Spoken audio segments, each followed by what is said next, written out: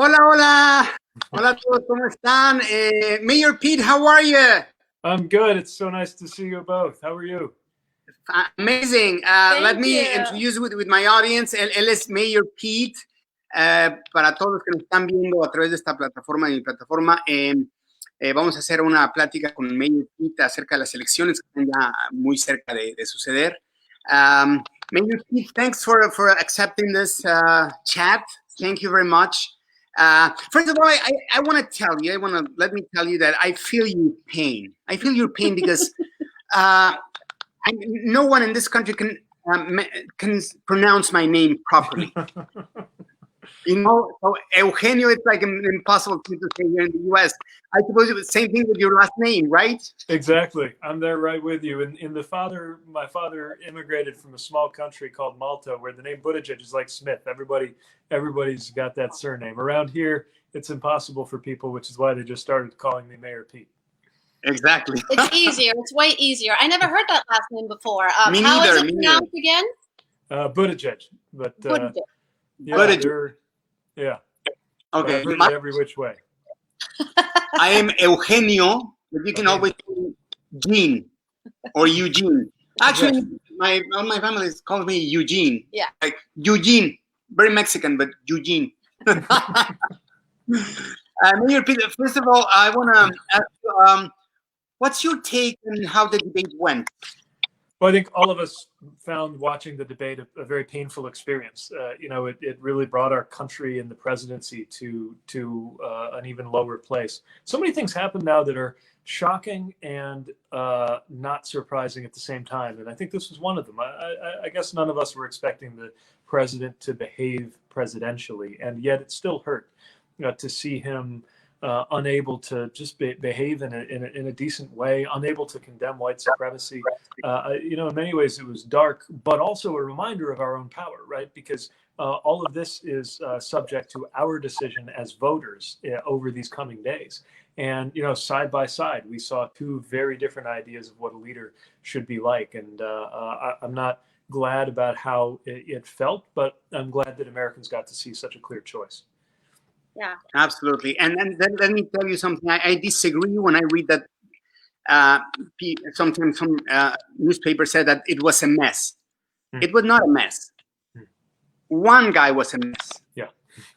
The president was a mess. He right. was the only one. It was not the other two. It was just the president who did a mess during the debate. That's right. I mean, I think we saw someone behaving like a president would behave, and then we saw Donald Trump. And so, I think it just reminds us about the choice. I know you're out west, so I wanted to make sure to ask you if the fires have been affecting the area that you're in and how things are going in the LA region. Well, no, thank God we're fine. We're not directly affected, but I do have to say that, of course, we're worried, basically about what the quality of life is going to look like. I mean, without even the fires coming close to us, the air quality was deeply affected. Yeah. For the last 2 or 3 years, we've seen people, having to evacuate their homes, having to leave their homes. We've seen huge areas completely destroyed and devastated by fires, and we know they're coming back. So I guess the question would be, what are Joe Biden and Kamala Harris going to do to protect our environment from kind of thing from happening? Yeah, I mean, I think it starts with the basics, which is just acknowledging that this is real, right? You saw when the president went to California in the emergency and the disaster officials were asking him about acting on climate change. He said, it's going to go away on its own. It'll get cooler on its own. Scientists don't even know. If you don't even begin with the understanding of what's happening, you can't fix the problem. So we start with the basics. But also one of the things that excites me about the plans is they're going to make everyone better off. You look at the Biden-Harris plan. It's about creating jobs in new energy. It's about moving us to cleaner air, cleaner water, cleaner sources of power. And it's about leading the world. Because the truth is, the U.S. alone can't fix this problem without partnering around the world. But the world certainly can't fix it without the U.S. We're the largest economy.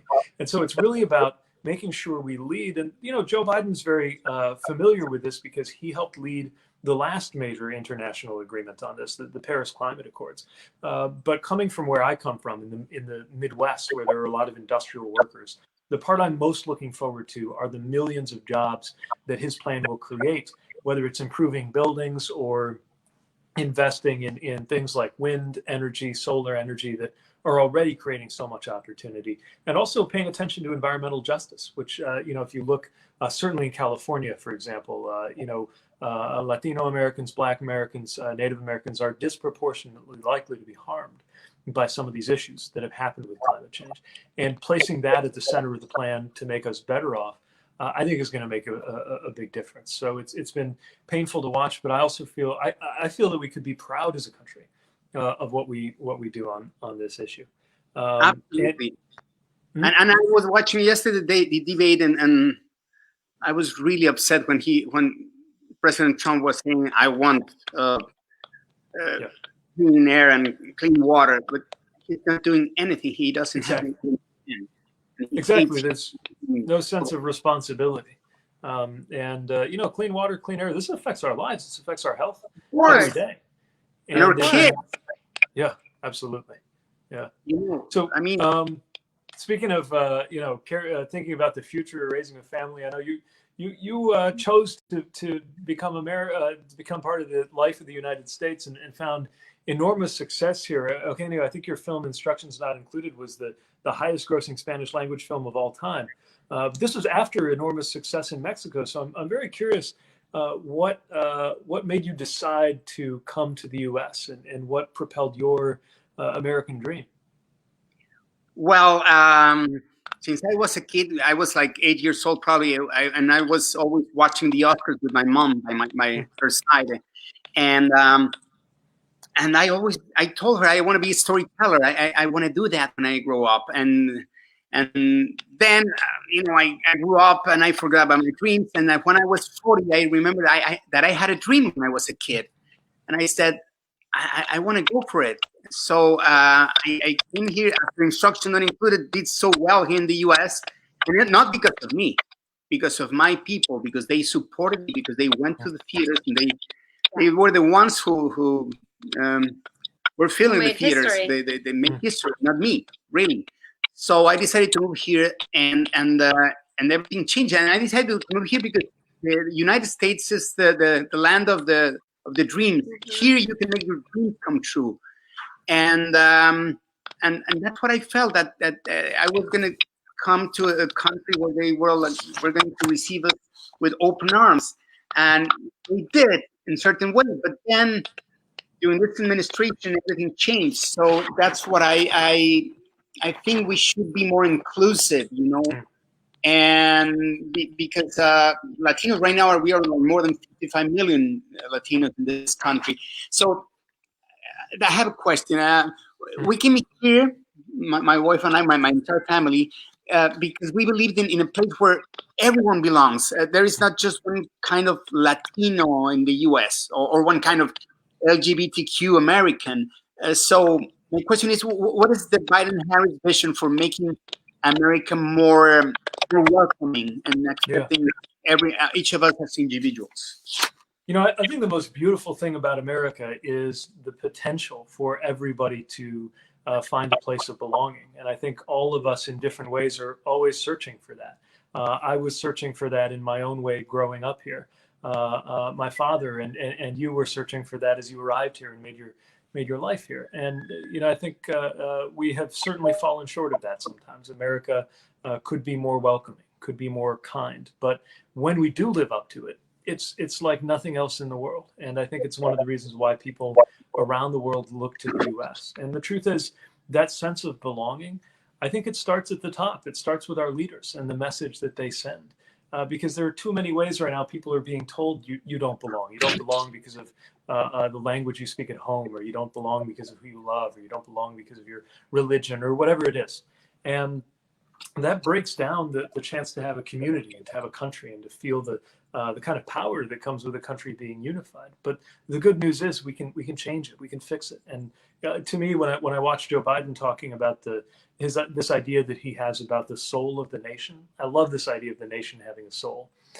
Because I think that really captures what it would mean to knit everybody together into a sense of common purpose and a sense of a common life. And I as much as I feel very strongly about some of the things that we have to stand against, I think that it's also a great moment to remember what we're for, to think about the positive and what our country might be like if we had better leadership. And it's part of what energizes me as we think about the possibilities after this election. I wanted to ask you, I heard that you had an opportunity to speak with the Dalai Lama last week, which is not something most of us ever get to do. What was that like? And I wonder, to share a bit about that. Absolutely. No, it was amazing. It was a lot of work from my team to achieve these interview, but the Dalai Lama is a very, very gentle human being, and he was. I said probably I don't have enough credentials, and he and his team said, of course you have, because you have a big audience, and you don't need to be like a reporter or someone else that you're not. So you have an amazing audience, and we want to spread our word. And and he says that he looks everyone equal. And that's what we were looking for someone who was like really open and would believe in us. And also because I saw that there was a lot of hatred in social media. There was a lot of hatred in the world. That's what we wanted, to spread a message of love and peace. And that's why I talked to him, so we can talk about love and peace and how to be better human beings and have more inclusion and compassion. And that's what he said. We should be more talking about someone who's dividing the country. We need to be more united and inclusive instead of dividing like Mr. Trump is doing. It sounds like a very timely conversation, and what a unique chance to speak to one of the great spiritual leaders of our time. What's the role of spirituality in your lives?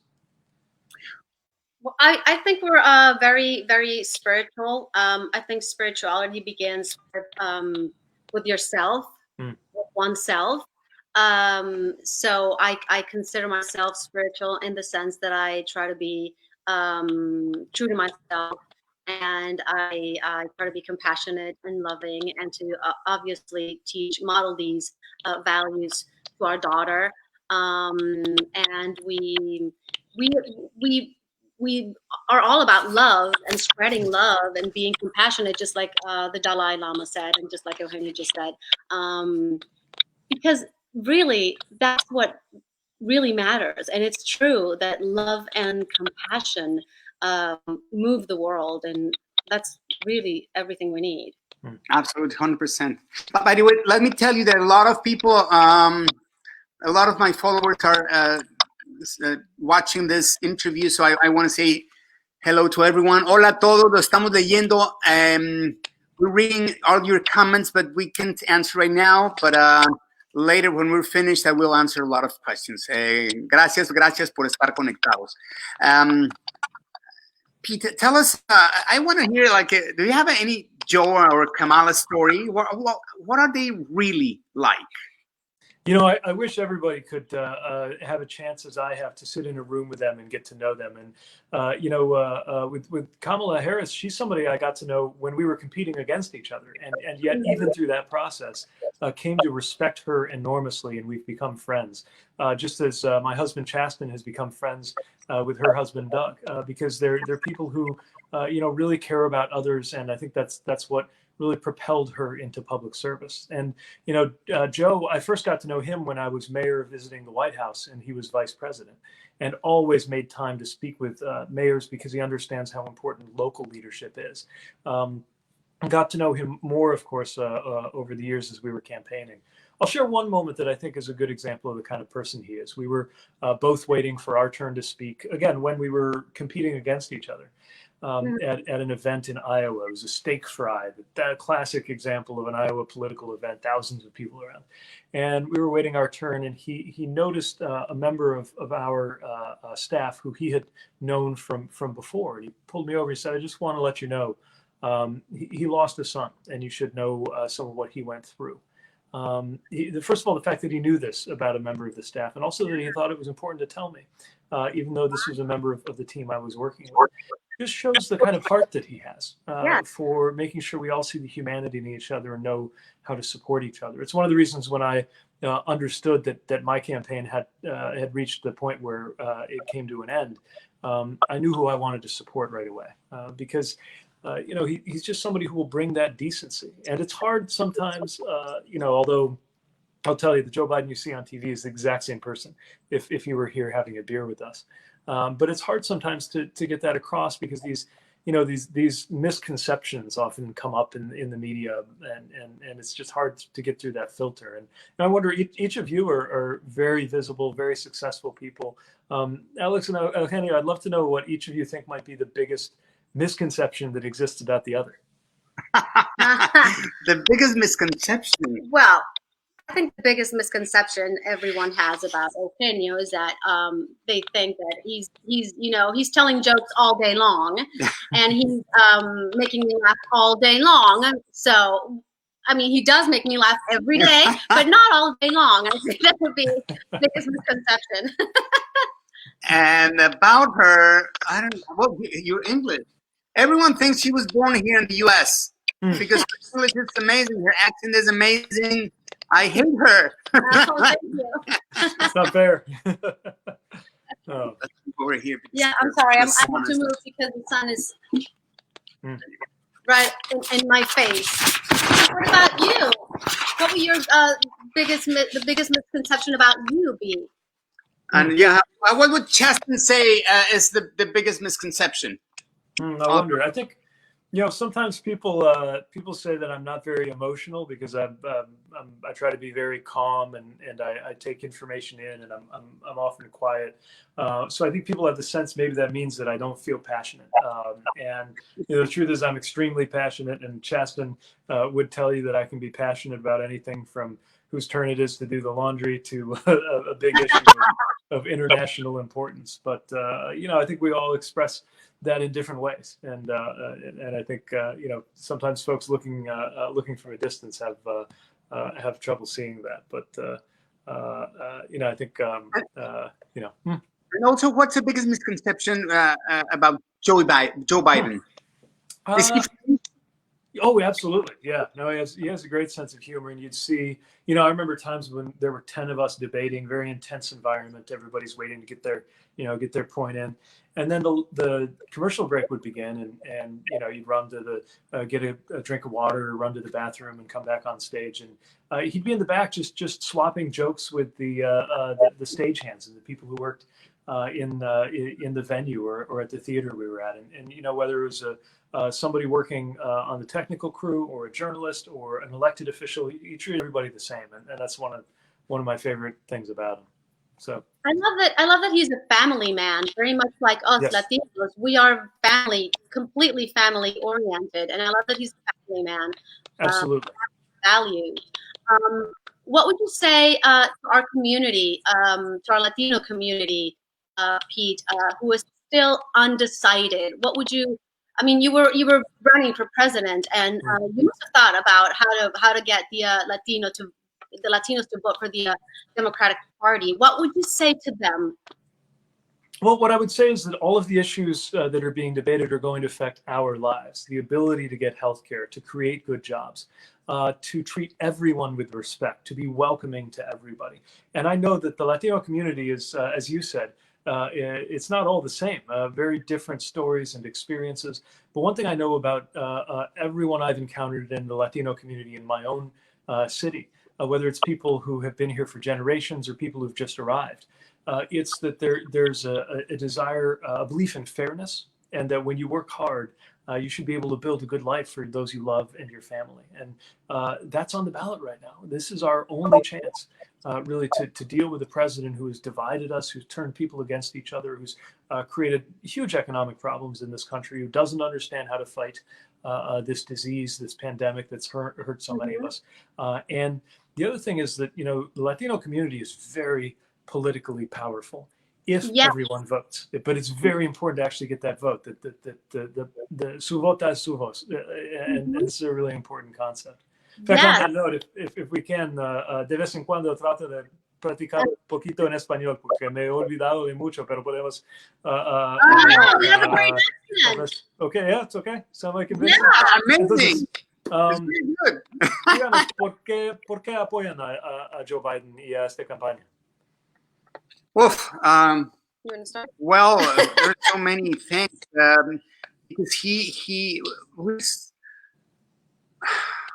First of all, I can't believe there are so many Latinos still supporting the president right now. I just can't believe it. I think what he said about Mexicans, for example, that we were rapists and that we were thieves. I mean, all the Latinos in this country, not just the Mexicans, every single Latino that are in this country are here because they want to have a better life. So nobody works as hard as Latinos in this country because we all came here to succeed and to work.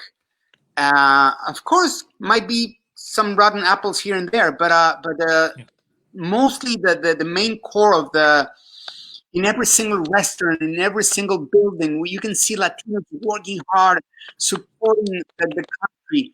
So, and it breaks my heart when I see that families are being divided, that kids are turned away from their parents. I can't understand how still some Latinos are supporting this guy. It's unbelievable. We need to reunite the United States. Now are more separated than I remember. It's amazing how much bad has this guy made to the Latino community.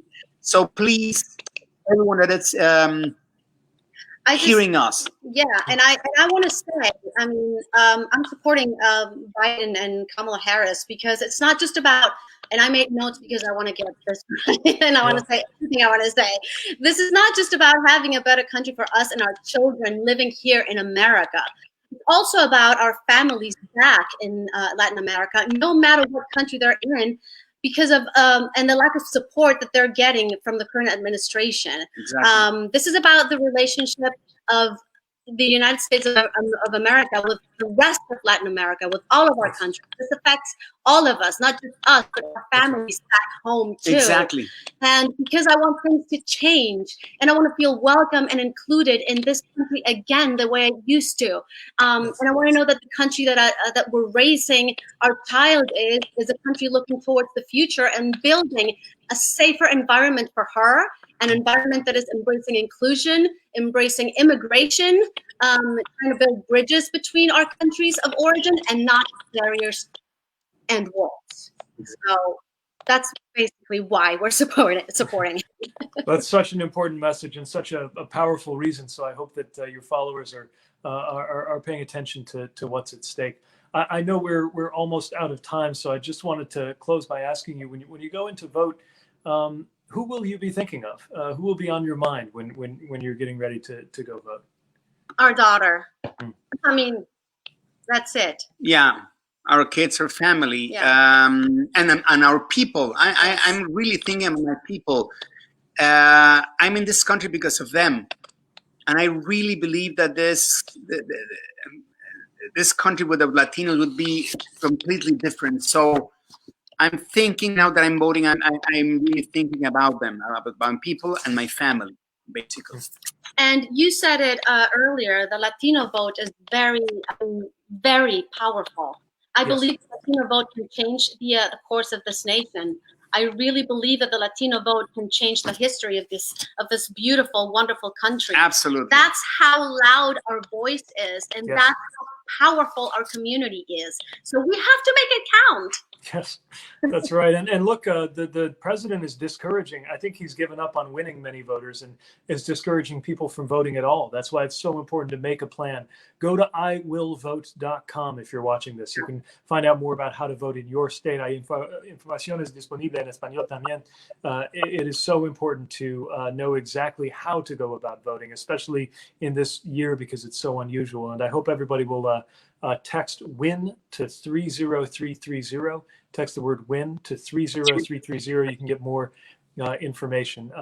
Thanks so much for the chance to be together. Yes. No, my pleasure. Thank you. Well, guys, remember, acuérdense, manden un mensaje de texto que diga WIN, W-I-N, WIN al 30330, 30330.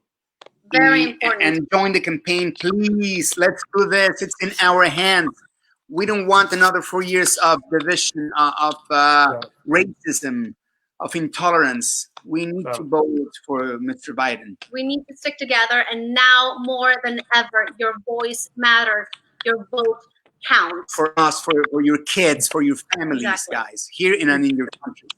Exactamente. Muchísimas gracias de su apoyo, gracias de su mensaje y esperamos que podamos encontrar en el futuro. Thank you so much for everything that you're doing. I can't wait till we get to meet in person. Muchas gracias. Definitely. Muchísimas gracias. Thank you very, very much. Thank you. Stay well. See you out there. Bye-bye.